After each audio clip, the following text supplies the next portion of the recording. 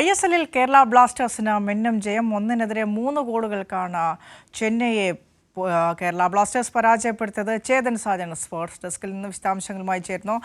ചേതൻ, കഴിഞ്ഞ ISL സീസണിൽ കേരള ബ്ലാസ്റ്റേഴ്സിനെ സംബന്ധിച്ചിടത്തോളം വളരെ വലിയ നിരാശയായിരുന്നു. അതിനുശേഷമാണ് പരിശീലകനെ മാറ്റിയത്.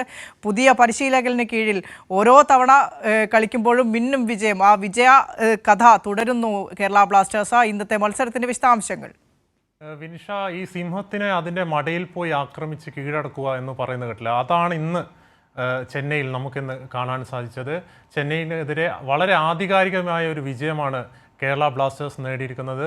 1-നെതിരെ 3 ഗോളുകളുടെ വിജയമാണ് നേടിയിരിക്കുന്നത്. ഇതിൽ ഏറ്റവും എടുത്തു പറയേണ്ടത് തന്നെ മത്സരത്തിൻ്റെ ആദ്യം തന്നെ അതിൻ്റെ ആധിപത്യം കേരള ബ്ലാസ്റ്റേഴ്സ് നിലനിർത്തി എന്ന് വേണം നമുക്ക് കാണാൻ.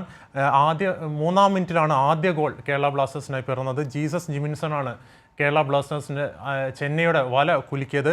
അതിനുശേഷം ഫസ്റ്റ് ഹാഫിൻ്റെ ഇഞ്ചുറി ടൈമിലാണ് കോറോ സിംഗ് കേരള ബ്ലാസ്റ്റേഴ്സിനായി 2ാമത്തെ ഗോളും കണ്ടെത്തിയത്. ഇതിനൊരു പ്രത്യേകത കൂടിയുണ്ട്.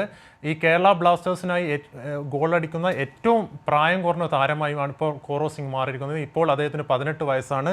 നേരത്തെ ദിബേന്ദ്ര നെഗിയുടെ റെക്കോർഡാണ് ഈ ഗോളടിയിലൂടെ അദ്ദേഹം മറികടന്നത്. പിന്നീട് ഫസ്റ്റ് 56-ാം മിനിറ്റിലാണ് കോമി പ്രപ്രെ, ബ്ലാസ്റ്റേഴ്സിൻ്റെ അഭിമാന താരമാണ്, പ്രസ്റ്റീജിയസ് താരമാണ് കോമി പ്രപ്രെ തൻ്റെ 3ാം ഗോൾ അടിച്ച് ഈ ചെന്നൈക്കെതിരെ ആധികാരികമായ ഒരു വിജയം നേരിട്ടത്. വലിയൊരു നാണക്കേടിലേക്ക് ചെന്നൈ പോകും എന്ന് തോന്നിയപ്പോഴാണ് ഈ മത്സരം കഴിയാറാകുമ്പോൾ ഏകദേശം 91-ാം മിനിറ്റിൽ ചെന്നൈയുടെ വിൻസി ബെരേറ്റോ ആശ്വാസ ഗോൾ ചെന്നൈക്ക് വേണ്ടി കണ്ടെത്തിയത്. ഈ വിജയത്തോടെ നിലവിൽ ഇപ്പോൾ ബ്ലാസ്റ്റേഴ്സ് 8ാം സ്ഥാനത്താണ്. 24 പോയിൻ്റാണ് ഇപ്പോൾ ബ്ലാസ്റ്റേഴ്സിനുള്ളത്.